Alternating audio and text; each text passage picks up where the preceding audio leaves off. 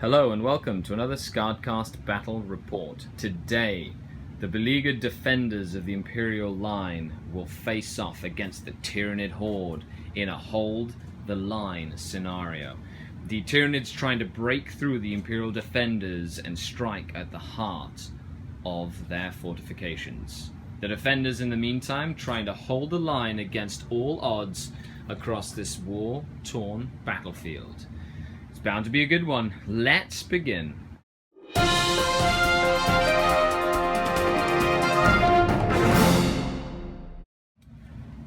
Okay, so we're playing with 1,500 points. Matt, who you've seen in the tournament reports, has come back, and as well with Skitari back on the channel, this time with his Tyrannid horde. Matt, 1,500 points of Tyrannids assaulting an Imperial line. What did you bring? Alright. We got the Hive Tyrant with wings, Devourers, just like he sees. 30 Hormagaunts. Who brings those really, right? 30 Hormagaunts, I love it. We got cheapo Nucleoids. Troops, yeah? Yeah, I gotta fill them out. We got fast attack, 2 5-man units of Sport Mines. Yeah. 2 elite individual Lictors. Yeah. We got a Malanthrope. Yeah. A unit of Biovores. Yeah. The Exocrine. Yeah. And a big boy, The Barbie. big boy, Barbed Hairduel. Look at that, ready to assault the Imperial line. So, 1,500 points of random defenders. We have a small detachment of Black Templars led by an Empress Champion and a Crusader squad with a multi-melter. We have a company command squad of Imperial Guard with a company commander with a plasma gun, 2 melter guns, and a standard. We have Cult Mechanicus. We got 3 destroyers and the HQ. We also have 5 Sisters of Battle and Saint Celestine, who's come to help the defenders. We also have Imperial Martyrs line, defense line, so 2 defense sections, and an Imperial bunker with a quad gun. And then the Eldar, they will try and show up to help the defenders, so they're all starting in reserve. We have 10 Dire Avengers and a Wave Serpent. We have a Jet Farseer, and we have 10 Guardians with a Warlock. That is 1,500 points of defenders. We'll be back after deployment. Okay, we're playing Breakthrough, a mission from the Stronghold Assault book, where the aim is the attacker. The Tyrannids are trying to advance through no man's land to get into and out of the attacker's zone. So the defender, deployed first, so that's me. I have the company command squad in their Imperial bunker with a quad gun overlooking the battlefield, a defense line with the Mechanicum forces holding the defense line, the Black Templars by objective number 2 holding these 2 sacred spots, while the Sisters of Battle in their ruined basilica trying to retrieve the relics before the Tyrannid swarm advances. The defenders will be going first unless the Tyrannids seize. Now, sneakily behind enemy lines, we had 2 Lictors infiltrating in this building, unknown to the Imperial Defenders. In reserve, we have 10 Dire Avengers in a Wave Serpent. We have 10 Guardians with a Bright Lance, with a Warlock, a Jet Seer, and so that's the defenders that are going to try and help. We have a Barbie over there, Flying Hive Tyrant, Exocrine, the 30 Hormagaunts, some Biovores at the back, and a Forge World like Venom Throat thing, the Malanthrope. And in Deep Striking we have 2 Mucolids and 2 units of 5 Spores, which is going to come down and rain death on the defenders. I hope you're ready. Okay, so if the attacker seizes the initiative, the attacker gets to go first. Whoa, you ready? Yeah, I am ready for the roll. Oh, almost. So close.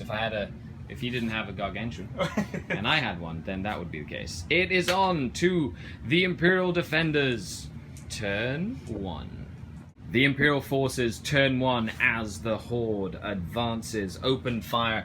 Grav cannons being out of optimal range did no damage to the shrouded Hormagaunts, while the quad gun did put a wound on the big guy over here. How many wounds do you have left? 4 more. Or 3 more. Sorry. 3 left. Yeah. He's got 4 total wounds. The Sisters of Battle have put up defensive perimeter around the Basilica here with Saint Celestine, who was reincarnated in their dire time of need, while the Black Templar scanner sensors see that there's lictors back here, so they're going to investigate, and they've moved around.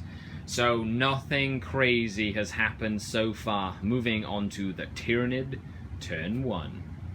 The Hormagaunts moved and ran. They are now ye but feet away from the defense line.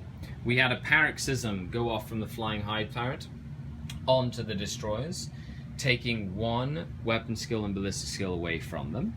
And then the barbed Herodule fired ineffectually. I passed all my cover saves thanks to the stealth stealth canticle, and then he only put 1 wound on the toughness 7 quad gun. While other shooting saw the Bireballs miss and the big guy here be out of range. We're moving, and then shooting. Flying Hive Tyrant shot into the Sisters, killed 3, and they failed their morale test, even with the reroll for being close to an objective. And they are running away!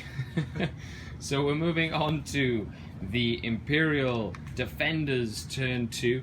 Will the Eldar allies arrive? We have the Dire Avengers that have arrived and the Guardians that have arrived. They have heard their calls for aid. And now it's moving on to turn 2. The Defenders turn 2. We have the Eldar arriving to support the beleaguered Imperial forces. The Dire Avengers coming in, swiftly killing both lictors that were going to be used as beacons for the spore mines. And the Cult Mechanicus forces selling themselves dearly to blunt the enemy advance. They were guided by the Farseer, who perils and lost Eldritch Storm, which I was really looking forward to use on that big mass of models. And then we didn't put any wounds on the Flying Hive Tyrant. We did put a wound on the Exocrine. Didn't even touch the Malanthrope or the big guy here. And we're moving on to turn 2 for the Tyrannids. As the lines are drawn, this is going to be, it's going to get good now. So let's see what happens. The Cataphrons were pinned by a horror, which meant that they weren't able to use their flamers against the horde of Hormagaunts that charged in and murdered all of them. The Dominus stayed in combat. He's taken a wound thanks to his stubborn canticle. So he's hoping to survive a wall of death. We lost 1 more Sister of Battle to some shooting from the big Barbie, and that quad gun once again survived shooting from the Barbie.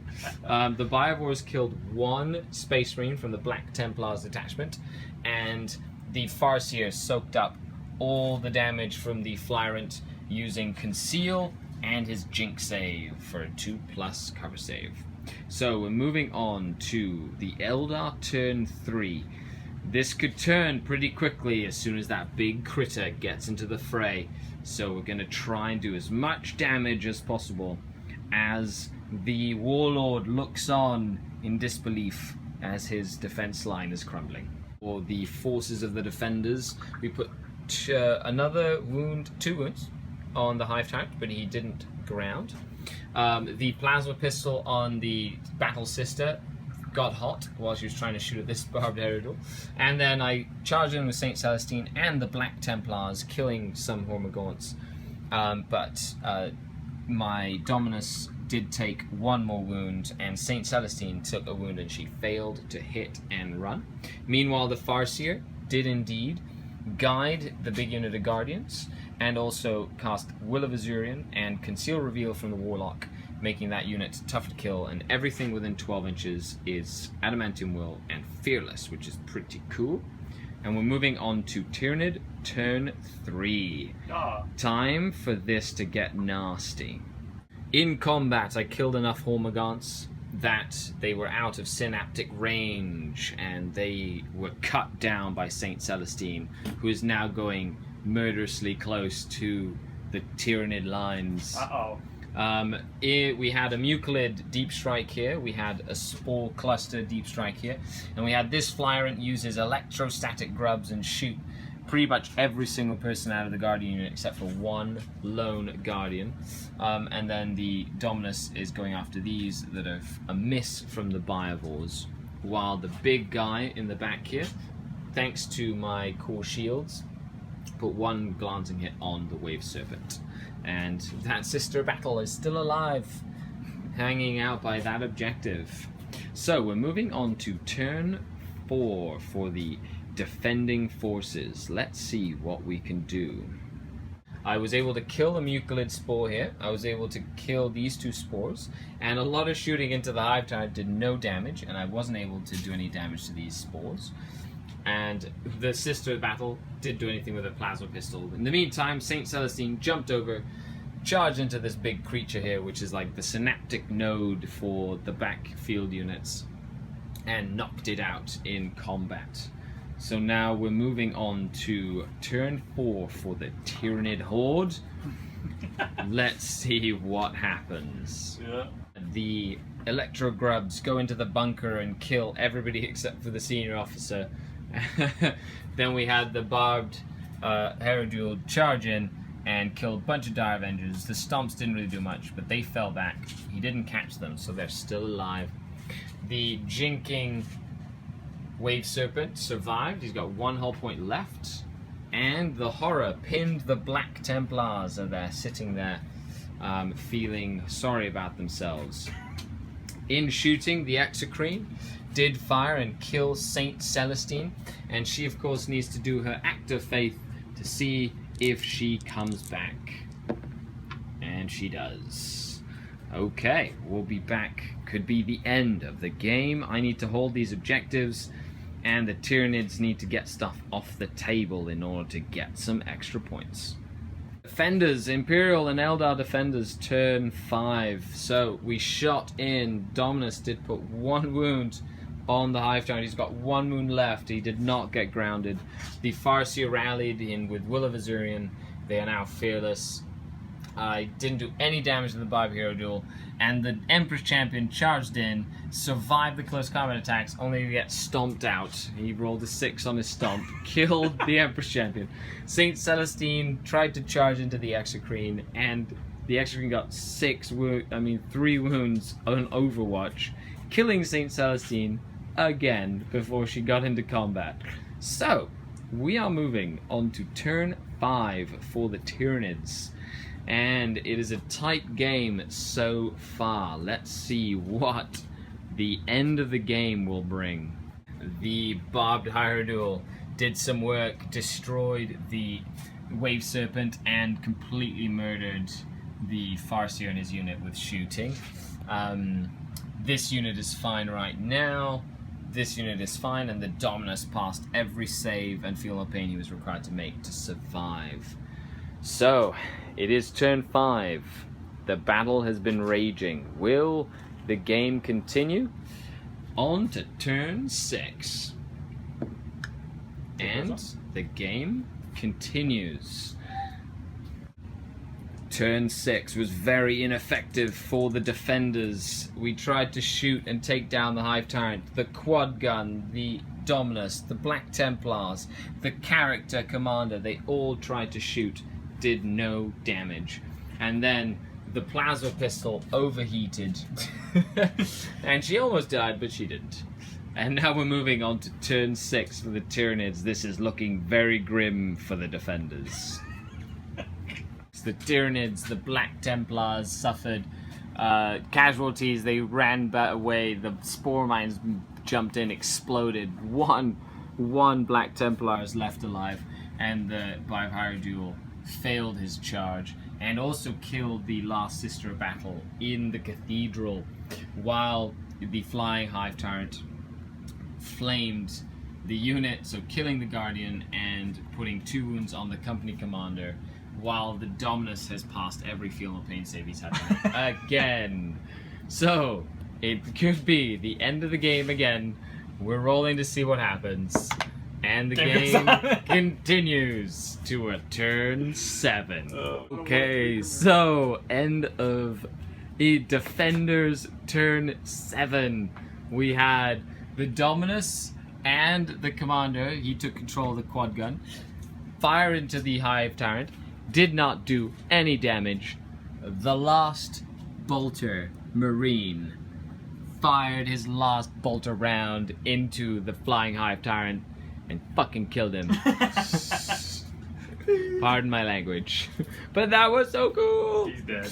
The Hive Tyrant is dead. And now we're moving on to Tyrannid turn 7. Jesus. There is not much left on the battlefield. Holy shit. Let's see what happens. Okay, so, and the game is done. The Dominus finally died, getting stomped to death by the big Hierodule, and the Black Templar died. But surviving in the bunker with the objective is the defending Warlord. 7 turns later. So, the Defenders win with like a 2-point margin because they had first blood and I killed the Warlord. My Warlord is alive. Linebreaker is the attackers with 2 points. And I also get 1 point for each unit I killed of the enemy, which is a couple here and there. But what a fantastic, fun game. Thanks a lot for tuning in. Make sure you head over to the Patreon page and support the channel if you'd like to see more content like this. Check out the Veterans of the Long War at spikybits.com or thelongwar.net. And make sure you check out the Facebook page and give it a like. This is Skari, and we was playing Matt today. Matt, any final comments? I like playing the Barbed Hierodule. It's fun. Yeah, big nasties are fun. Bring your toys out to play. Bring the hobby back, and if you spend money on the big models, use them. Yeah. Other than that, this is Skari, your grateful host. Stay tuned for the Tactical Corner, which is more like a narrative corner, because it was a very fun narrative style game. Yeah. Skari, out.